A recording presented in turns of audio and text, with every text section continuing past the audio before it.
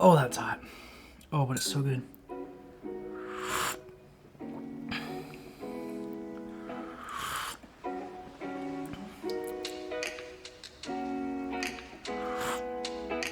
Okay, let's get into it.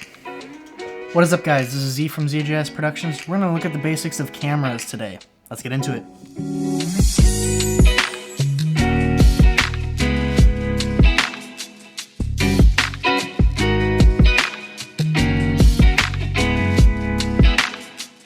First, we're going to take a look at mirrorless cameras, because that's what I've got here. This is a Sony a7 III, and it does not have a mirror in front of the sensor, which is why it's called mirrorless. On a DSLR, what you would normally have is a mirror in front of the sensor that redirects the image up to your eyepiece. Now, on a mirrorless camera, this eyepiece is completely digital. One of the nice things about mirrorless cameras is they're very compact. This is comparable to a Canon 5D, yet it's so much smaller, so much lighter, and it has so much more video capabilities. Next, I want to take a look at exposure. Let's talk about the exposure triangle. There are three main things: ISO, aperture, and shutter speed. Only two of which have to do with the actual camera body. Now, your shutter speed has to do with your sensor. It's how long it's letting light in. So the longer you let light in, the brighter your image is going to be, but it also can introduce motion blur. So that's why if you are trying to shoot cinematic videos, you're going to be shooting generally at 1/50th of a second, which is roughly double your frame rate of 23.97 or 24 FPS. The other thing you can change from your camera standpoint as far as the exposure goes is the ISO. The ISO is like turning up or down the gain on your sensor. It's how much or how sensitive the sensor is to light. The third and final part of the exposure triangle is your aperture. That has to do with the lens. It's how big the iris in the lens is, and that also can affect depth of field. But main reason for it is to control the amount of light coming through your lens and getting to the sensor. The triangle has three main components, and it all kind of works together like a team. If you adjust your aperture open wider, you're going to let more light in, so you either have to stop down your shutter or drop your ISO to compensate. Lower ISO numbers are lower sensitivity, less light. Higher ISO numbers are more light. Now your aperture works kind of opposite.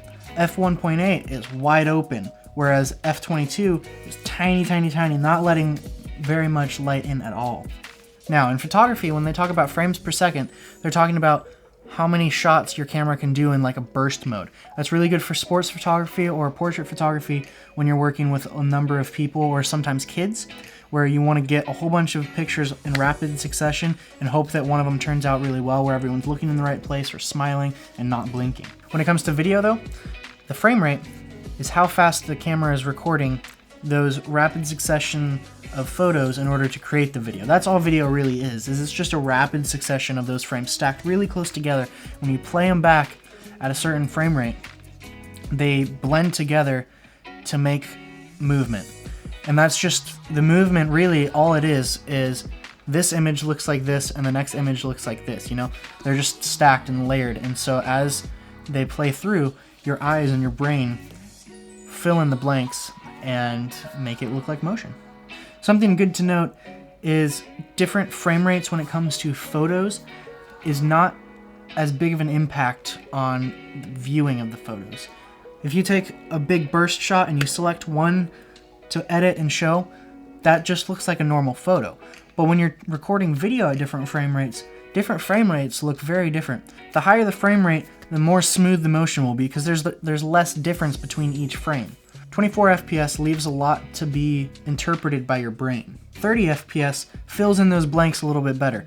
24 is supposed to mimic the way that the human eye deals with movement and copying the motion blur and all that, whereas 30 frames is a little bit smoother and almost too real. Whereas you get into the higher frame rates like 60, 120, 400 and going on up, those are all usually for slow-mo. That's because there are more frames taken per second than are being displayed later. So when you convert it back down to 24 FPS, it's stretched out, so that time is a lot longer looking on the screen. Now let's talk sensors. Two main things about sensors. One is the size, and two is the megapixels. The benefits of a large sensor size are better low light capabilities, as well as having the capability to create more shallow depth of field. The drawbacks though are when it comes to video, cooling such a big sensor and keeping it cool is pretty difficult. Also takes a lot more computing power within the camera to interpret what the sensor is seeing. Different sensor sizes get you different images. A full frame camera like this will get you really good shallow depth of field as well as really good in low light. The GoPro, however, does not struggle as much with cooling. It's also less power consumption and obviously a much smaller package. So how do you choose what kind of sensor you need? Well, a lot of that just depends on what kind of camera you're looking to get. If you're looking to get something like an action camera, you don't really have to worry about sensor size when it comes to GoPros. Now, when it comes to DSLRs and mirrorless cameras, that's where you have to start thinking. Do you need a full frame? Or can you get away with a smaller sensor?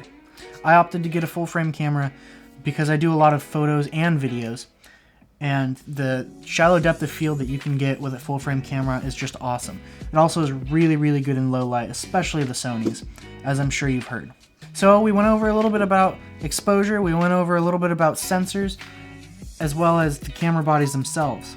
I want you guys to drop some comments down below of what you want to look at more in depth, because I will definitely be willing to do videos more in depth on any of those subjects. I hope that this was a helpful video for you guys. For those of you getting into photography and videography, please subscribe to this channel as I'm going to be putting out content on those subjects. For those of you who know about photography and video already, I'm going to be doing some product reviews as well as some techniques for editing and shooting. Thanks for watching, and I will see you guys in the next one. A short amount of time, but when you stretch those out to 24 frames per second, that means there are more... how do I explain this? This is weird. Do you ever have those things where you just like, you know it, and you just don't know how to explain it to other people? That's what I'm having right now.